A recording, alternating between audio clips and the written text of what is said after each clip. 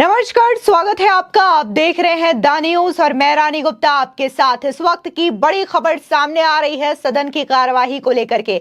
आपको बता दें कि आज के दिन 67 सांसदों को पूरी तरीके से सस्पेंड कर दिया है। बता दें कि यह सस्पेंशन न सिर्फ लोकसभा बल्कि राज्यसभा से भी किया गया है। इसी के साथ ही 11 ऐसे सांसद हैं जिनका नाम विशेषाधिकार समिति को भेजा गया है, जिनके खिलाफ कार्रवाई होगी। आपको बता दें कि 14 दिसंबर को भी 14 सांसदों को लोकसभा और राज्यसभा से सस्पेंड किया गया था। जिन सांसदों को सस्पेंड किया गया है उसमें कांग्रेस के भी नेता शुमार हैं। बता दें कि रणदीप सुरजेवाला, जयराम रमेश, अधीर रंजन चौधरी समेत कई सारे ऐसे सांसद हैं जिन्हें सस्पेंड किया गया है। यानी कि इनकी कुल जो संख्या है सस्पेंशन की वो पूरी तरीके से 92 हो चुकी है और ये अपने आप में एक बड़ा सस्पेंशन माना जा रहा है। आपको बता दें जिस तरीके से पिछले दिनों लोकसभा में बड़ी सुरक्षा में सेंधमारी देखने को मिली थी, इसी बात को लेकर के विपक्ष जो है वो हंगामा कर रहा था और बार बार प्रधानमंत्री नरेंद्र मोदी और गृह मंत्री अमित शाह से बयान की मांग कर रहा था, जिसके बाद उनके इस हंगामे से बार बार सदन की कार्रवाई में फर्क पड़ रहा था और भारी ये जो सदन की कार्रवाई है वो बाधित हो रही थी। जिसके बाद लोकसभा के स्पीकर ओम बिरला ने वहां पर सस्पेंशन किया और इसी के साथ ही राज्यसभा की बात करें तो राज्यसभा में सभापति जगदीप धनखड़ ने यह बड़ा एक्शन लेते हुए लोगों को सस्पेंड कर दिया है। आपको बता दें कि लोकसभा के बाद सोमवार को राज्यसभा से भी विपक्ष के 45 सांसदों को सस्पेंड कर दिया गया है। इन सांसदों को सभापति जगदीप धनखड़ की बात नहीं मानने पर सस्पेंड किया गया है। दरअसल आपको बता दें कि शीतकालीन सत्र की विशेष अवधि के लिए आज संसद से निलंबित किए गए विपक्षी सांसदों ने जम करके हंगामा काटा। बता दें कि निलंबित करने के बावजूद वो लगातार हंगामा करते हुए नजर आ रहे हैं। बाकायदा सदन की सीढ़ियों पर बैठ करके वो विरोध प्रदर्शन कर रहे हैं, वो हंगामा कर रहे हैं और जम करके नारेबाजी कर रहे हैं। आपको बता दें दरअसल राज्यसभा से कई विपक्षी सांसदों के निलंबन पर पीयूष गोयल ने बयान दिया है। उनका कहना है कि 34 सांसदों को निलंबित कर दिया गया है। 11 सांसदों का मामला विशेषाधिकार समिति को भेजा गया है। आज कुल 45 राज्यसभा सांसदों को निलंबित कर दिया गया है। वे नहीं चाहते थे कि सदन सुचारू रूप से चले, ये उनकी पूर्व नियोजित रणनीति थी। आज दोनों सदनों में जिस प्रकार से कांग्रेस और उनके मित्र दल कम्युनिस्ट, तृणमूल कांग्रेस, डीएमके आदि ये इंडिया अलायंस के घमंडिया गठबंधन के सदस्यों ने जिस प्रकार का भद्दा व्यवहार सदन के अंदर किया, सदन की कार्रवाई को बार बार डिस्टर्ब करना, व्यवधान पहुंचाना, जिस प्रकार से कई माननीय सदस्यों ने प्लेकार्ड लाके सदन के आसन की, पूरे देश की एक प्रकार से अवमानना करी, जिस प्रकार के व्यवहार से ये लोकतंत्र के मंदिर में आज देश को शर्मिंदगी महसूस हो, ऐसा व्यवहार कांग्रेस, कम्युनिस्ट और ये सभी पार्टियों ने दर्शाया, उससे आज पूरा देश बहुत ही दुखद महसूस करता है। दोनों माननीय स्पीकर और माननीय चेयरमैन का आज अपमान किया गया। उनके बार बार आग्रह पर, उनके बार बार अनुरोध पर विपक्ष के नेताओं तक ने उनकी बात नहीं सुनी, वेल में आए, अपनी सीट से निकल के हर प्रकार का व्यवधान किया। और यही नहीं, कई माननीय सदस्य तो प्लेकार्ड लेके, जिसके बारे में माननीय स्पीकर के समक्ष और माननीय चेयरमैन के समक्ष सर्वदलीय बैठक में ये तय हुआ था कि कोई भी पार्टी, चाहे सत्तारूढ़ पार्टी हो चाहे विपक्ष हो, कोई भी माननीय सदस्य कभी भी पटपाटी लेके, प्लेकार्ड लेके सदन की कार्यवाही को बिगाड़ेगा नहीं, सदन में इस प्रकार का व्यवहार नहीं करेगा। उसके बावजूद आज कई माननीय सदस्य प्लेकार्ड लेके दोनों सदनों में आए। बार बार अनुरोध किया गया मान्य सदस्यों को अपील करी गई कि वो अपने सीट पर बैठ के बोले। बार बार अपील किया गया कि प्लेकार्ड लेके ना आए। उसके बावजूद जिस प्रकार का व्यवहार रहा उसके चलते आज माननीय लोकसभा अध्यक्ष को 33 माननीय सांसदों को सस्पेंड करना पड़ा इस सेशन के आखिरी दिन तक, और राज्यसभा में माननीय 34 सांसदों को सस्पेंड करना पड़ा इस सेशन के आखिरी दिन तक, और 11 अन्य सांसदों को सस्पेंड करना पड़ा जब तक कि उनका केस जो प्रिविलेज कमेटी को रेफर हुआ है प्लेकार्ड लेके आने के कारण, वेल में आने के कारण और व्यवधान करने के कारण, ये जो 11 मेंबर्स हैं उनका केस प्रिविलेज कमेटी को रेफर किया गया है। तो कुल मिला के 45 मान्य सदस्यों को राज्यसभा में आज सस्पेंड करने का बड़ा ही दुर्भाग्यपूर्ण आज उनके व्यवहार के कारण ये स्थिति उपलब्ध हुई। मैं समझता हूँ ये उनकी प्री प्लान स्ट्रैटेजी थी। वो चाहते ही नहीं थे कि हाउस अच्छी तरीके से चले। हाउस में जो बड़े इम्पोर्टेंट लेजिस्लेशन थे, आज तो महिलाओं के आरक्षण का लेजिस्लेशन था लोकसभा में, जिससे जम्मू और कश्मीर और अन्य पौंडीचेरी में 33% हमारी माता बहनों को आरक्षण देने का बिल राज्यसभा में पारित होना था। ये साफ दर्शाता है कि जब भी कोई ओबीसी का बिल होता है, जब भी कोई पिछड़े समाज को उनका अधिकार देने का कोई काम होता है, जब भी महिलाओं का सम्मान, नारी शक्ति को आगे बढ़ाने के लिए प्रधानमंत्री नरेंद्र मोदी जी की सरकार अच्छे कदम उठाती है, तो कांग्रेस को बड़ी पीड़ा होती है, कम्युनिस्टों को बड़ी पीड़ा होती है। वो नहीं चाहते हैं कि महिलाओं का सम्मान हो, वो नहीं चाहते हैं कि पिछड़ा वर्ग को इस देश में अवसर मिले, वो नहीं चाहते हैं कि कश्मीर में जो आज अमन शांति देखने को मिलती है, जिस प्रकार से आर्थिक विकास कश्मीर में देखने को मिलता है, जिस प्रकार से वैली में आज 2 करोड़ से अधिक पर्यटक आते हैं, इस सब से मुझे लगता है राहुल गांधी जी को विशेषकर और कांग्रेस, कम्युनिस्ट और अन्य इंडी घमंडिया गठबंधन के सदस्यों को जो पीड़ा हो रही है, उसका आज सभी ने दृश्य देखा। ये बहुत दुर्भाग्य की बात है।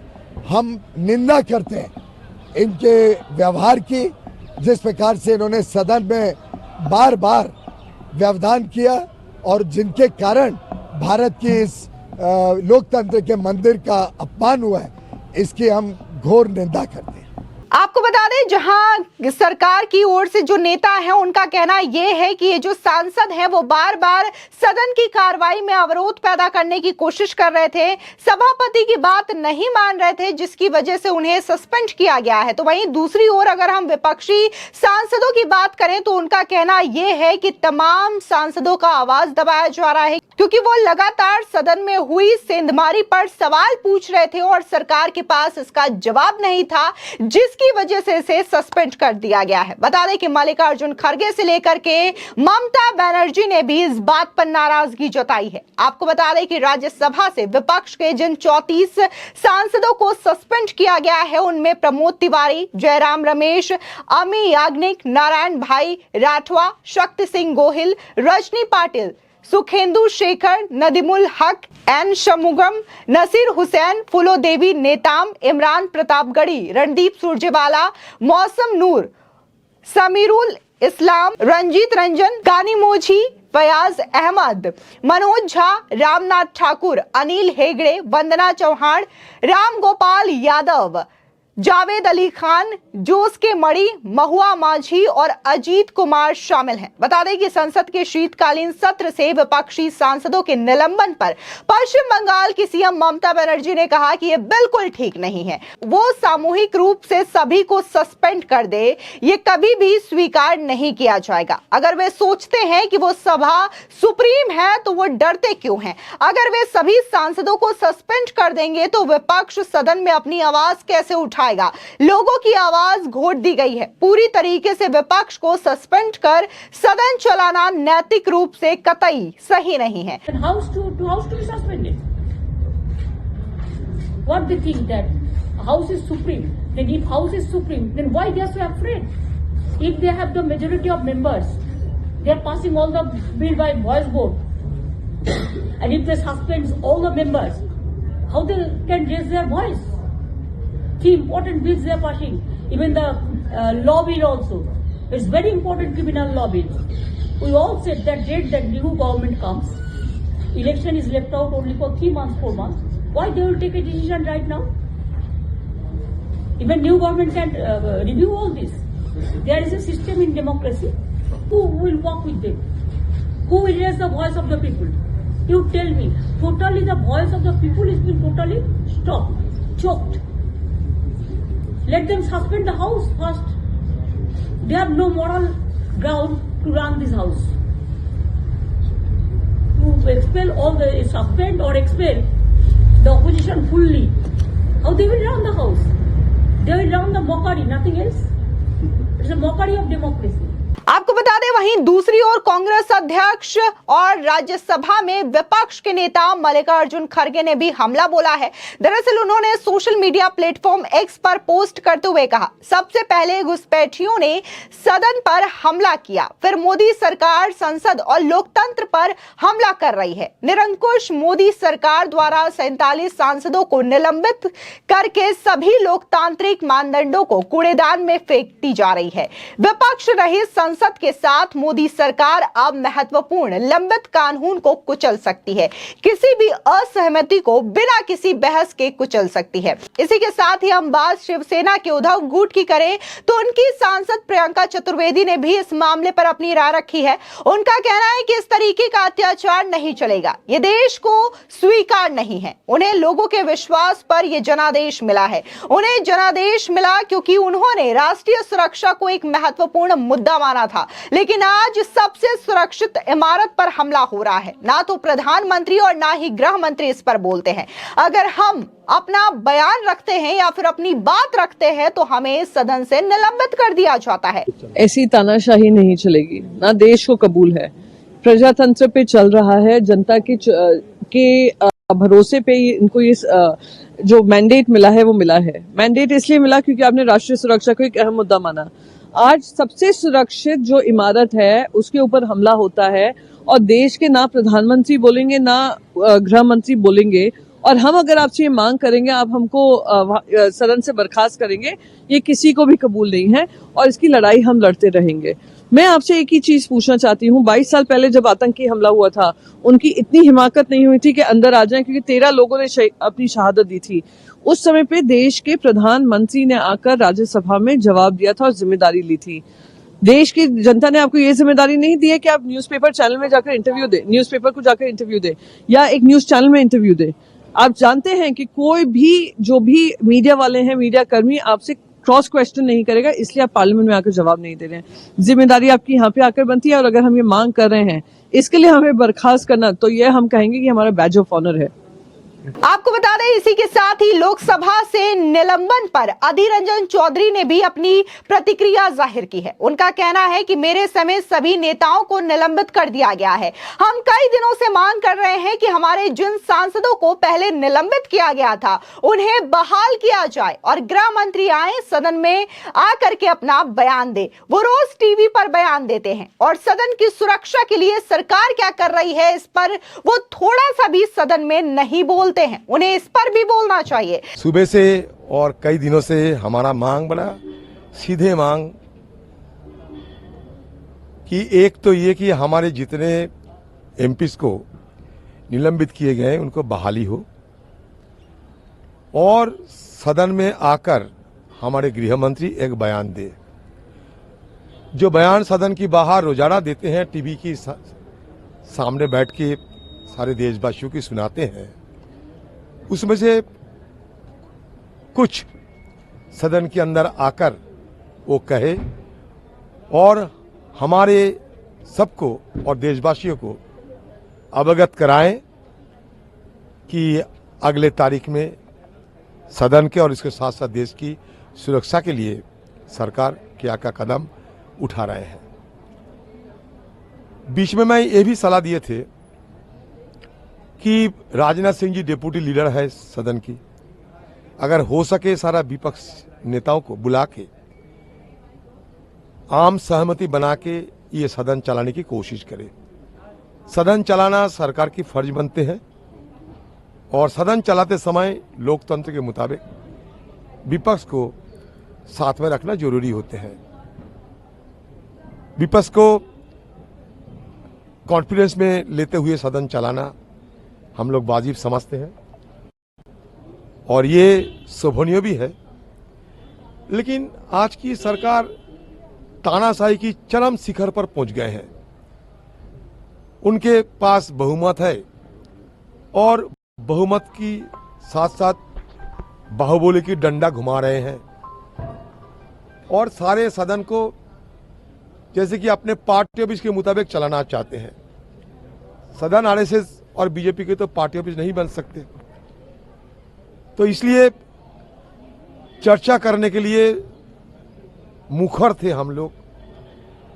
और आप लोग शायद ये देखे होंगे कि जिस दिन से सदन की शुरुआत हुई, पहले दिनों से, एकदम पहले दिन से हमारी तरफ से बिल्कुल और भरसक मदद हम लोग किए हैं ये सरकार को, साथ साथ सदन चलाने को। आप अगर उत्पादकता की हैसियत से देखें तो 13 दिसंबर के पहले सदन में उत्पादकता कितना था, आप खुद इसका जायजा ले सकते हैं।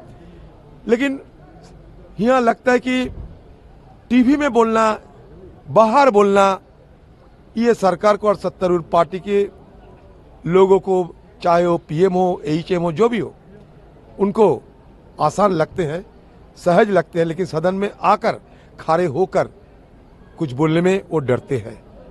इसलिए उनको ये लगा कि बहुमत की बाहुबली को डंडा घुमा के सबको ठंडा कर देंगे, विपक्ष की जुबान को बंद कर देंगे। तो इसलिए वो ये करके दिखाया। वो गिनती में आते नहीं, बहुत सारे, सभी मान लो कि विपक्ष में और कुछ बचे हुए मुझे लगता नहीं। कम से कम सारे लीडर जो हैं, सबको, सारे जो लीडर है, मैं भी सारे लीडरों जो हैं विपक्ष की पार्टी की, सबको सस्पेंड कर दिए हैं। सर, प्रिविलेज कमेटी को भी वो तीनों के लिए जो मतलब वो पीठा सिंह के नजदीक चले गए, तो तीनों के लिए, हम सब के लिए नहीं, तीनों के लिए हो। आपको बता दें, इसी के साथ ही कांग्रेस के जो सांसद है अब्दुल खालिक, उन्होंने भी अपनी प्रतिक्रिया जाहिर की है। उनका कहना है कि हमने केवल सुरक्षा उल्लंघन की घटना के संबंध में सरकार से जवाब मांगा था, लेकिन यहां पर तो हमें ही निलंबित कर दिया जा रहा है। और बीजेपी के जो सांसद है प्रताप सिम्हा और रमेश बिधूड़ी, उनके खिलाफ आखिर कोई कार्रवाई क्यों नहीं होती? ये लोकतंत्र की हत्या है, हम अपनी आवाज उठाना जारी रखेंगे। सुनिए अब्दुल खालिक का बयान। देखो, हमने क्या मांगा था, जो 13 तारीख को जो सिक्योरिटी ब्रीच हुआ, सरकार से उसका ही जवाब मांगा था। आज तक सदन में चर्चा नहीं हुआ, गृह मंत्री जी सदन में नहीं आया, प्रधानमंत्री जी सदन में नहीं आया। हमने सिर्फ 4 के पास जाके पूछा कब गृह मंत्री जी सदन में आएगा। हमने सिर्फ सरकार से यही जवाब मांगा, हमारा सिक्योरिटी, संसद का सिक्योरिटी, देश कब सुरक्षित होगा, संसद कब सुरक्षित होगा। ये सवाल मांगने से, ये प्रश्न मांगने से ये लोग हमें सस्पेंड किया। अरे अभी तक रमेश बिधूरी का खिलाफ कुछ नहीं किया, अभी तक प्रताप सिम्हा जिन्होंने पास इशू किया उनका खिलाफ कुछ नहीं किया। हमने जवाब मांगा, हमको सस्पेंड कर दिया। ये तो लोकतंत्र के हत्या है और कुछ नहीं है। सर, अब आगे आप लोगों का क्या रहेगा? हम हमारे 45 से ज्यादा सांसद, हम हमारे आवाज उठाते रहेंगे सरकार की तानाशाही के खिलाफ। लोकतंत्र के लिए हम लोग अपना आवाज सड़क में उठाते रहेंगे। आप लोगों को प्रिविलेज, आप लोगों का मामला प्रिविलेज कमेटी को भेजा गया, क्या जब प्रिविलेज में बुलाएगा तब हम कहेंगे, लेकिन इनका तो मेजोरिटी है, कुछ भी कर दे सकता है। लेकिन हमने हमारे बात उठाते रहेंगे, हमारे आवाज उठाते रहेंगे। वहीं कांग्रेस के सांसद गौरव गोगोई ने भी अपना बयान रखा है। उनका कहना है कि संसद में जो बुलडोजर चल रहा है उसे पूरा देश देख सकता है। ये कुछ और नहीं बल्कि विपक्षी नेताओं को दबाने का एक तरीका मात्र है। वे संसद पर बुलडोजर चला रहे हैं। विपक्ष केंद्रीय गृह मंत्री अमित शाह की विफलताओं को छिपाने के लिए वे सदन चलाने के मकसद से सत्ता में नहीं आए हैं। देखिए, देश आज साफ साफ देख रहा है कि पार्लियामेंट के अंदर कैसे बुलडोजर चलाया जा रहा है। ये कुछ नहीं है, ये विरोधियों को रोंगने का ये एक प्रक्रिया है, विरोधियों को कुचलने का एक प्रक्रिया है और सिर्फ अमित शाह जी को उनके विफलताओं को बचाने के लिए एक बुलडोजर चला रहे हैं विपक्ष पर, जनप्रतिनिधियों पर और जनता के अधिकारों पर। वो मूल अधिकार जो सवाल उठाने का जो मूल अधिकार है, संविधान की जो मूल अधिकार है, उन अधिकारों पर आज रोंगने का काम भाजपा कर रही है। तो किस तरीके से चलेगी संसद पे? 40 से ज्यादा संसद चलाने के उद्देश्य से वो सत्ता में नहीं आए हैं। सदन को भंग करने के, पार्लियामेंट प्रक्रिया को भंग करने के लिए, संविधान और लोकतंत्र को तोड़ने के उद्देश्य से आए हैं। सदन चलाने की मंशा उनकी नहीं है। सदन नष्ट करने की उद्देश्य और मंशा से वो आज सत्ता में आए हैं। आपको बता दें कि जहां राज्यसभा में 45 सांसदों के खिलाफ कार्रवाई की गई है, 34 को निलंबित किया गया है, 11 सांसदों का जो नाम है वो विशेषाधिकार समिति को भेजा गया है। तो इससे पहले लोकसभा में भी बड़ी कार्रवाई देखने को मिली थी और हंगामा करने के लिए कांग्रेस के अधीर रंजन चौधरी सहित विपक्ष के 33 सांसदों को सोमवार को सस्पेंड कर दिया गया। इन सांसदों को सस्पेंड कर दिया गया है और जो सस्पेंशन का प्रस्ताव है वो संसदीय मामलों के मंत्री प्रहलाद जोशी ने पेश किया था, जिसे बाद में ध्वनि मत से मंजूर कर लिया गया। बता दें कि सोमवार को जिन 33 विपक्षी सांसदों को सस्पेंड किया गया उनमें टी सुमति, कल्याण बैनर्जी, ए राजा, दयानिधि मारन, अपारूपा पोद्दार, प्रसून बैनर्जी, ईटी मोहम्मद बशीर, जी सेल्वम, CN अन्नादुरई, अधीर रंजन चौधरी, असित कुमार मल, कौशलेंद्र कुमार, एंटो एंटनी, SL और इसी के साथ ही अब्दुल खालिक जैसे कई सारे नाम हैं जिन्हें सदन से निलंबित कर दिया गया है। इसी के साथ ही अगर बात हम 14 दिसंबर की करें तो उस दिन भी 14 सांसदों को सस्पेंड किया गया था। इनमें से 13 लोकसभा और 1 राज्यसभा का सांसद शामिल था। बता दें कि इन पर आरोप है कि ये लोग बार बार सदन की कार्रवाई को बाधित करने का प्रयास कर रहे थे, जिसकी वजह से पहले लोकसभा में एक्शन लिया गया और उसके बाद राज्यसभा में भी इन सांसदों के खिलाफ ये कड़ा रुख अख्तियार किया गया है। फिलहाल इस पूरे मामले को लेकर के आपकी क्या राय है, हमारे कमेंट सेक्शन में जरूर बताएं। धन्यवाद।